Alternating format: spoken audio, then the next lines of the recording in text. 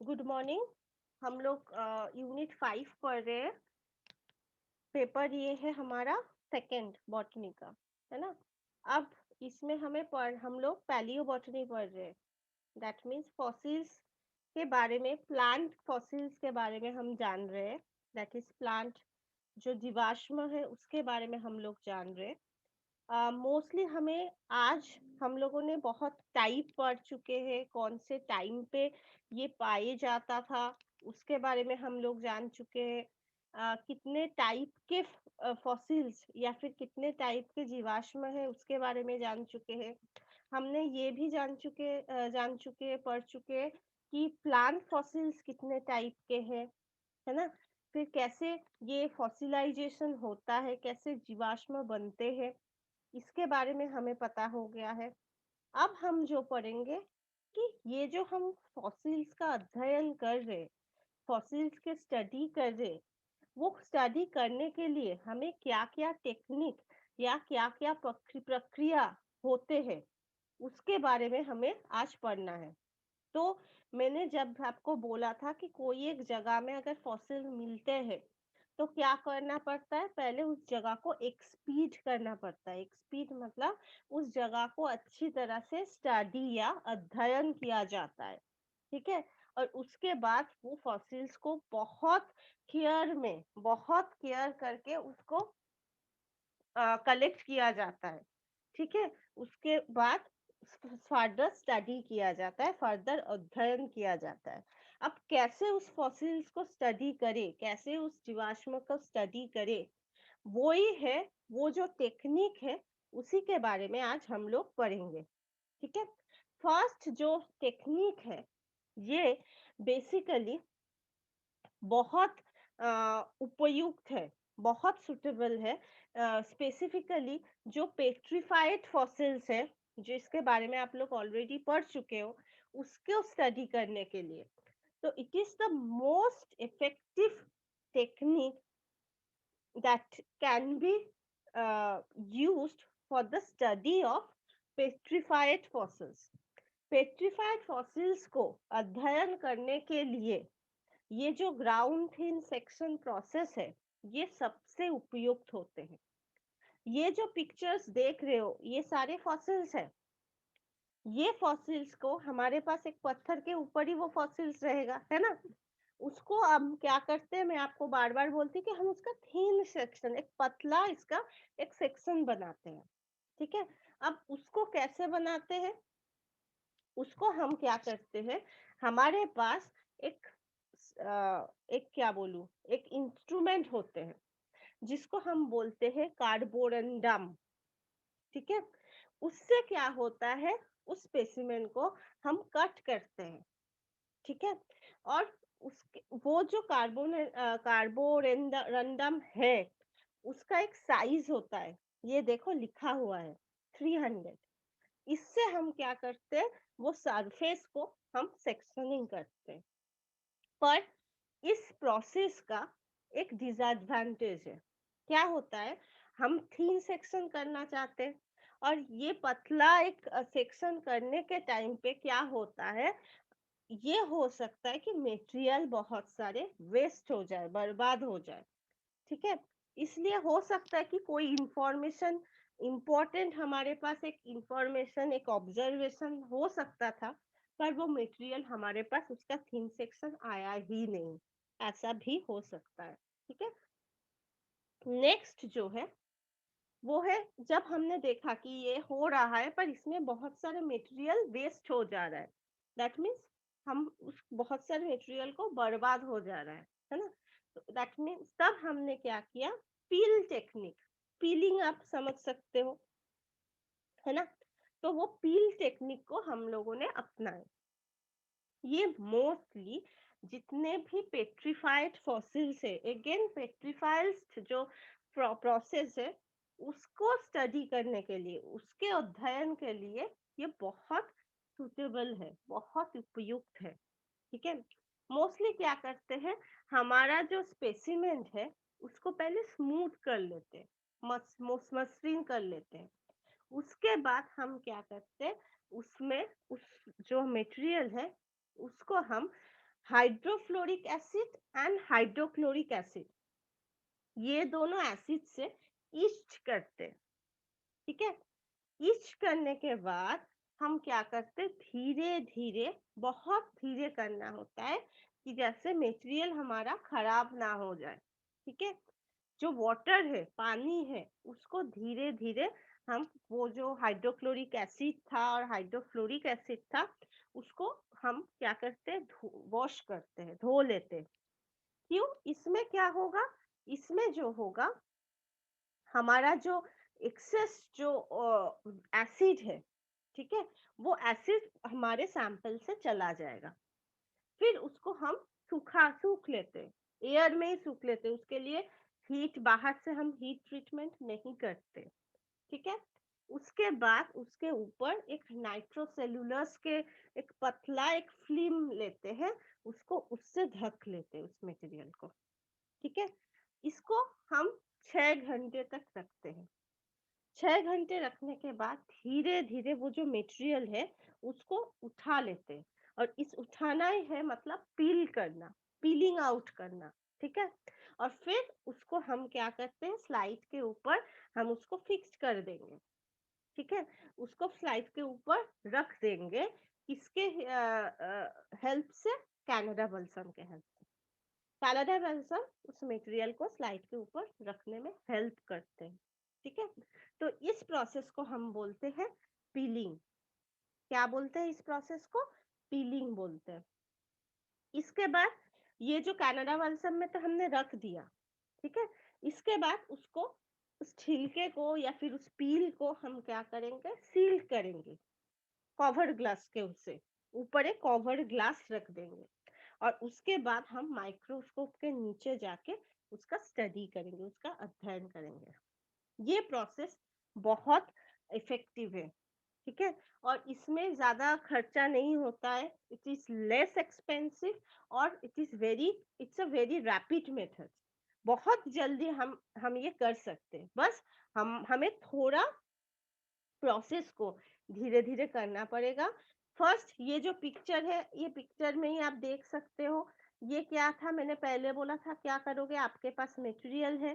ठीक है, उस मटेरियल में पहले आप क्या करोगे, हाइड्रोफ्लोरिक एसिड दोगे, हाइड्रोक्लोरिक एसिड दोगे।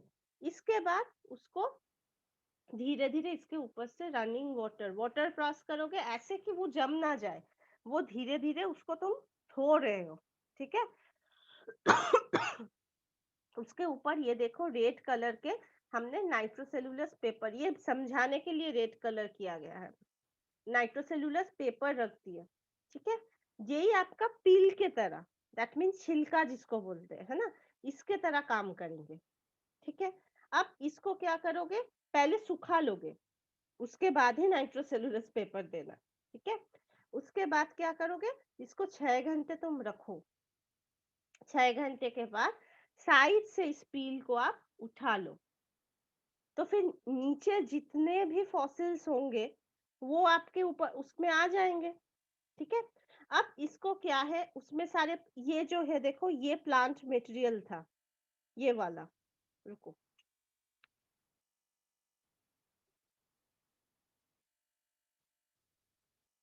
ये आपका प्लांट मटेरियल था। अब जब आपने इसके ऊपर नाइट्रोसेल्युलस पेपर लेके इसको आपने पील किया, तो ये आपका वो छिलका या पील, ये वाला पार्ट, है ना, तो इसके ऊपर क्या होगा, ये प्लांट वाला मटेरियल आ जाएगा।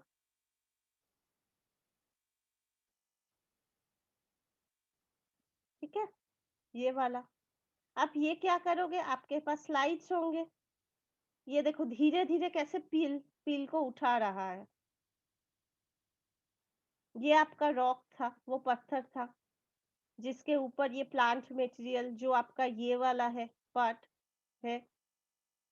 आपने हाइड्रोफ्लोरिक क्लोरिक एसिड, और मतलब एसिड ट्रीट किए, उसके बाद आपने उसको क्लीन किया, धोए, उसके बाद एयर ड्राई किए, उसके बाद आप ये नाइट्रोसेल्युलस पेपर लगाए, फिर कुछ देर रखे कि ये नाइट्रोसेल्युलस पेपर से आपका ये प्लांट मटेरियल अटैच्ड हो जाए, लग जाए। फिर इस पील को आप साइड से हटाओ, तो फिर क्या होगा, वो पेपर के अंदर ही वो प्लांट बेस्ड मटेरियल रहेगा, ये है प्लील। उसके बाद क्या करोगे आप, उसको कनाडा बल्सम में रखोगे और फिर उसको सील करोगे कवर ग्लास से। उसके बाद माइक्रोस्कोप में उसका स्टडी करोगे। तो ये एक प्रोसेस बहुत इफेक्टिव है, इसको हम बोलते हैं पील टेक्निक।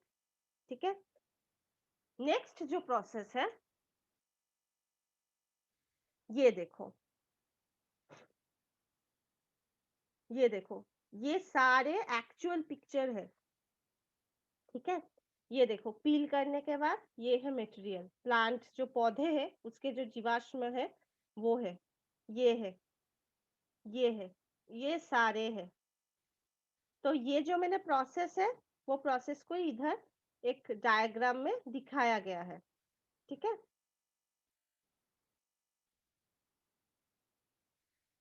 ठीक है, नेक्स्ट आते हैं ट्रांसफर टेक्निक। ट्रांसफर टेक्निक जो कॉम्प्रेस्ड फॉसिल से, या कॉम्प्रेशन जो हम पता पड़ा था, कॉम्प्रेशन जो प्रोसेस में जो जीवाश्म बनते हैं उसको स्टडी करने के लिए हमें ट्रांसफर टेक्निक लिया जाता है। क्या करते हैं हम, जो रॉक सरफेस है ना, उस रॉक सरफेस में जहां पर स्पेसिमेन है उसके ऊपर हमें कोट कर लेते हैं। ठीक है, इसमें क्या होगा, हम पील सोल्यूशन देते हैं, जो छिलके का जो सोल्यूशन है वही देते हैं। दैट मीन्स जो स्पेसिमेन है उसको हम हाइड्रोफ्लोरिक एसिड देते हैं। ठीक है, उसके बाद उसको वॉश करते हैं और उसके बाद उसको डिहाइड्रेट करके उसका माउंट करते हैं।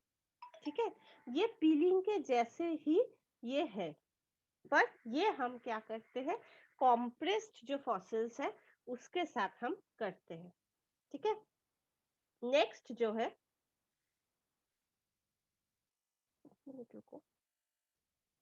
नेक्स्ट प्रोसेस है माइक्रोटोमी। माइक्रोटोमी मतलब हम सेक्शन करते हैं।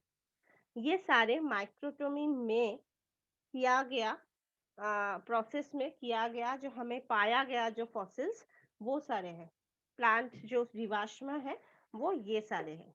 ठीक है, तो माइक्रोटोमी में क्या होता है,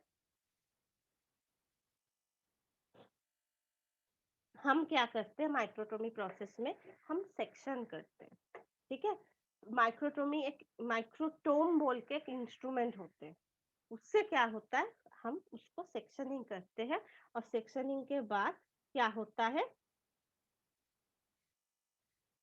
सेक्शनिंग के बाद हमें वो फॉसिल्स मिलते हैं।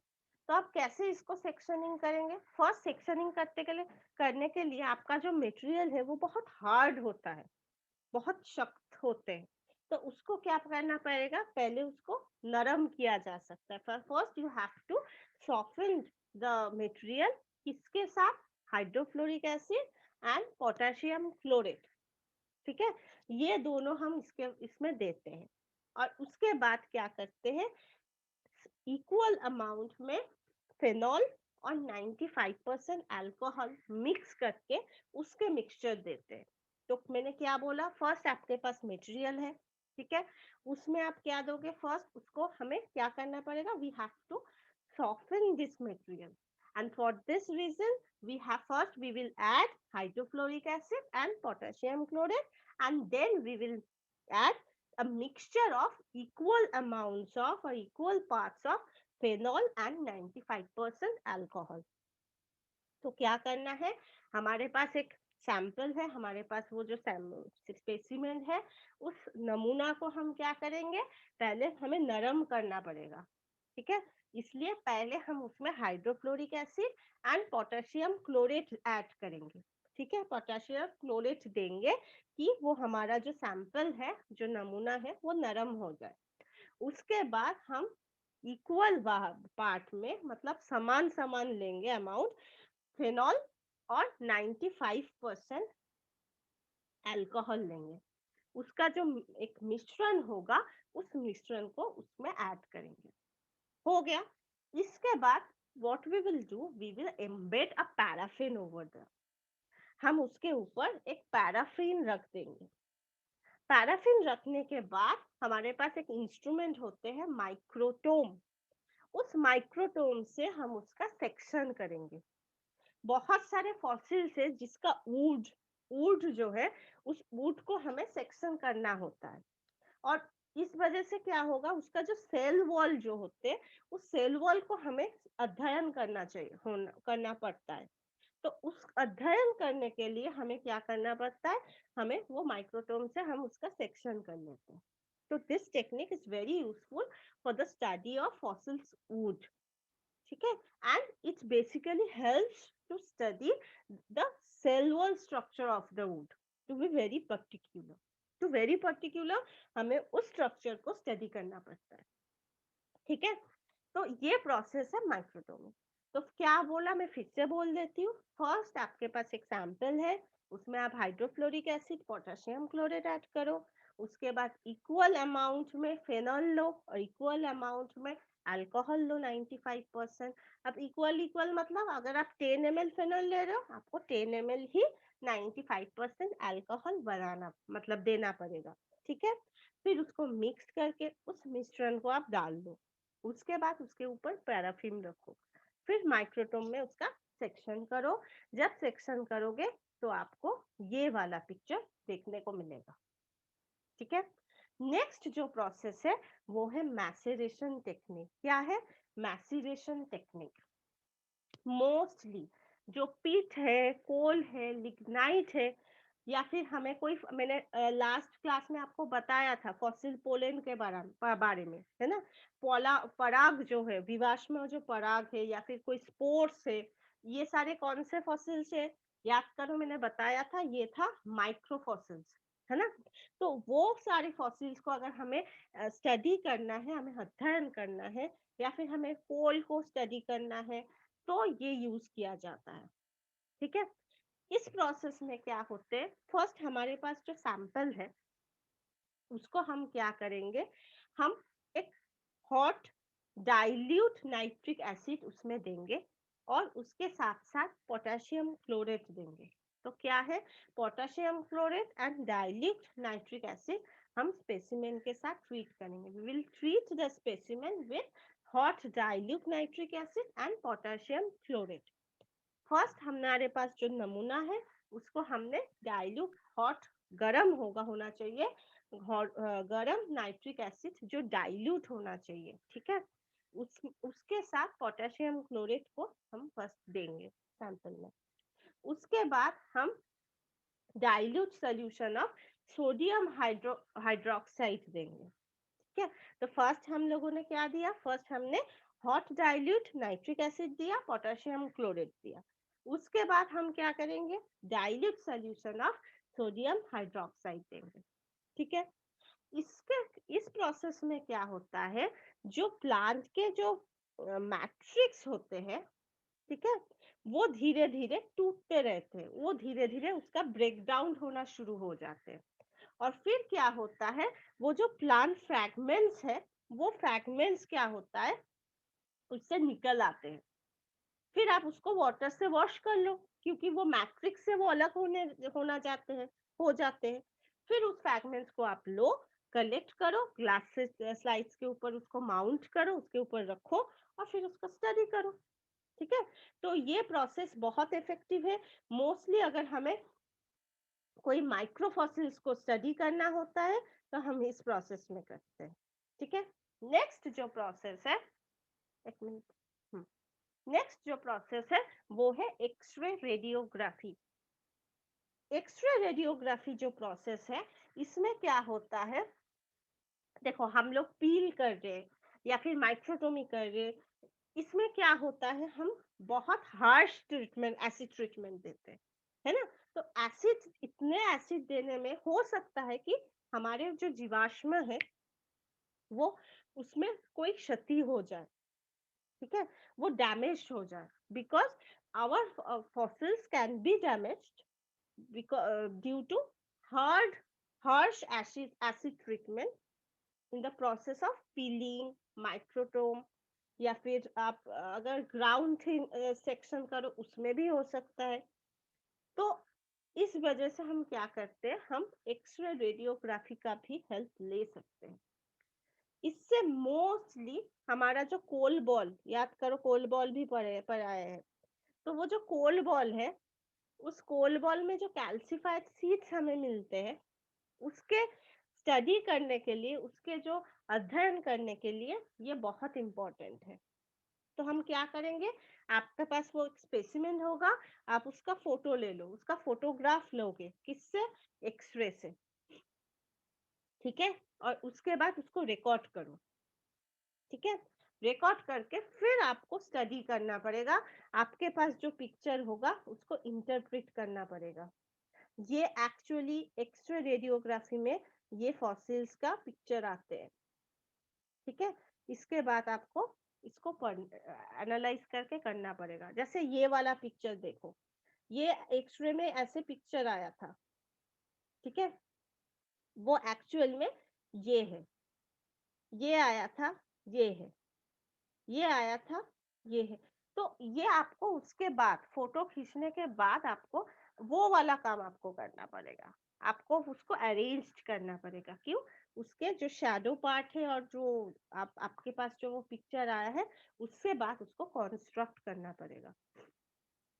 नेक्स्ट मैंने अभी बोला एक्सकेवेशन टेक्निक, मतलब आप कोई एक जगह में जाओ, ये ऐसे होते हैं, देखो एक ये जगह में फॉसिल्स मिल रहा है, उसको अच्छी तरह से देखो, धीरे धीरे उससे आपका मटेरियल निकालने की कोशिश करो, ठीक है। ये मोस्टली अगर कोई सपोज आपको एक लीफ मिला बहुत छोटा, या फिर स्पोरांजियोफोर मिला, ठीक है, उसको अध्ययन करने के लिए बहुत हेल्प करते हैं। क्या होते हैं इसमें, आपको एक माइक्रो वाइब्रेटरी मशीन्स रहते हैं, ठीक है, उसके बाद एक छोटा हैमर रहते हैं, ठीक है, हथौड़ा जिसको बोलते हैं, ठीक है, एक स्टील के निडल्स रहते हैं। उससे क्या होता है, वो जो आपके स्पेसिमिन रॉक में है, उसको उधर से निकाला जाता है। ये प्रोसेस सबसे अच्छा रिजल्ट देते हैं। पर प्रॉब्लम ये है, ये प्रोसेस बहुत टाइम कंज्यूमिंग है, बहुत टाइम लेता है, बहुत पेशेंस की जरूरत होती है और बहुत स्लो होता है। आप जैसे पीलिंग टेक्निक करोगे या फिर आप माइक्रोटोमी करोगे, वो बहुत जल्दी आपके पास आ जाते हैं रिजल्ट। इसमें बहुत टाइम लगते हैं। क्यों, आप मैनुअली इसको कर रहे हो, अपने आप कर रहे हो, कोई मशीन से नहीं कर रहे हो, इसलिए थोड़ा टाइम लेते हैं। पर रिजल्ट्स जो है इसमें बहुत अच्छा पाए जाते हैं, ठीक है। तो ये था फॉसिल्स के टेक्निक्स, किस प्रोसेस से फॉसिल्स को हम अध्ययन करेंगे, ये उसका था। नेक्स्ट क्लास में मैं आपको गोंडवाना फ्लोरा पढ़ाऊंगी। मैंने लेपिडोडेंड्रॉन राइनिया पढ़ा चुकी हूँ, लेपिडोस्ट्रोबस पढ़ाऊंगी, कैलामाइटिस पढ़ाऊंगी और क्लैडोजाइलम। ये हो जाएगा तो हमारे यूनिट 5 खत्म हो जाएगा, ठीक है। आई होप आपको समझ में आया है। कोई प्रॉब्लम है या कोई डाउट है तो प्लीज मुझे बताना। Thank you very much.